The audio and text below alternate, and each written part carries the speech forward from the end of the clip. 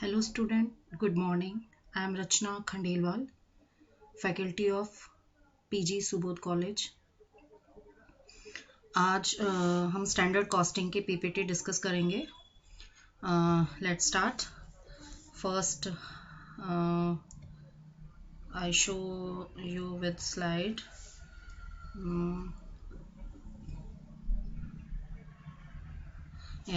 Standard costing.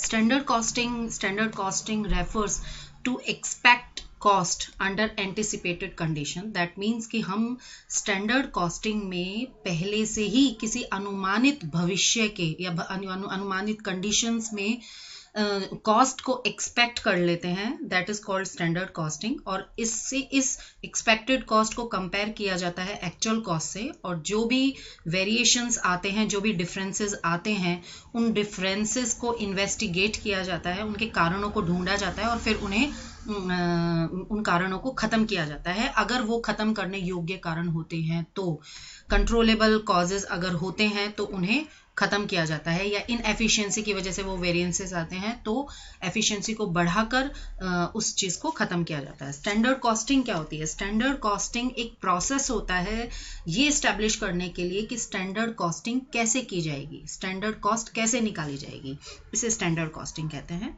Next, ICMA London के according जो definition दी गई है उसमें ये कहा गया है that the standard costing is preparation and use of standard cost.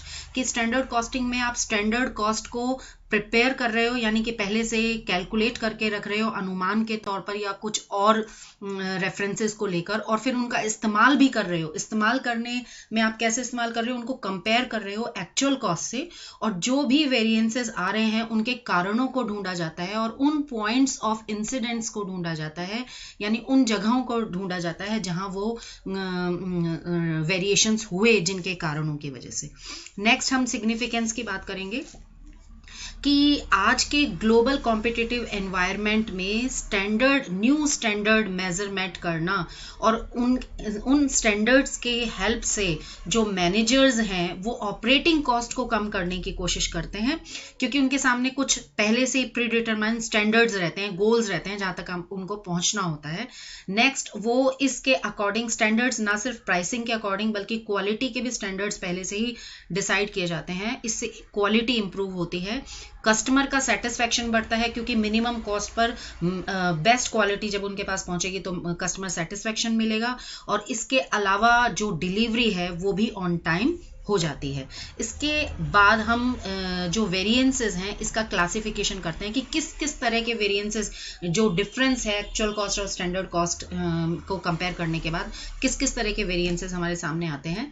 इसमें कॉस्ट वेरिएंसेस के अकॉर्डिंग हम इनको बाइफरकेट कर रहे हैं, जिसमें सबसे पहले जो किसी भी कंपनी का प्राइम कॉस्ट होता है उसके 3 जो स्तंभ होते हैं, that is material, labour and overheads, उनके वेरिएंसेस को हम क्लासिफाई कर रहे हैं कि टोटल कॉस्ट वेरिएंसेस को हम 3 भागों में बांट रहे हैं. जो 3 इंपॉर्टेंट स्तंभ है इसके, that is material cost, labour और ओवरहेड्स. उसके बाद objectives of standard costing. Standard costing के जो उद्देश्य हैं वो क्या है? सबसे पहले प्रोवाइड करना असेसिंग परफॉर्मेंस एंड एफिशिएंसी, कि आप स्टैंडर्ड्स आपने पहले से सेट कर लिए हैं, अब आप जो अपना जिन्हें भी आप गोल देंगे उन्हें ये बता देंगे कि आपकी परफॉर्मेंस को किस स्टैंडर्ड पर और आपकी एफिशिएंसी को किस स्टैंडर्ड पर जज किया जाएगा. नेक्स्ट, हम कंट्रोल करेंगे कॉस्ट को किसके थ्रू? स्टैंडर्ड स्टैब्लिश करके, और एनालाइज करेंगे वेरिएंसेस को, जो डिफरेंस आएंगे उन डिफरेंसेस को एनालाइज करेंगे. नेक्स्ट, हम ऐसे प्रिंसिपल ऑफ मैनेजमेंट को बनाने में के योग्य होंगे जिनकी प्रैक्टिस से डिटेल ऑपरेशनल लेवल जो है मैनेजमेंट का वो काम करेगा. Next, assisting the setting budget, यानी जब हम कंपनी का बजट बना रहे होंगे तो ये स्टैंडर्ड्स हमें असिस्ट करेंगे कहीं ना कहीं कि किस तरह का हम बजट बनाएं. Next, to assist in assigning responsibility, कि जब हम अपने स्टैंडर्ड्स के अकॉर्डिंग काम को भी बांटेंगे तो हम रेस्पॉन्सिबिलिटी को भी असाइन करने के लिए हमारे पास स्टैंडर्ड्स होंगे.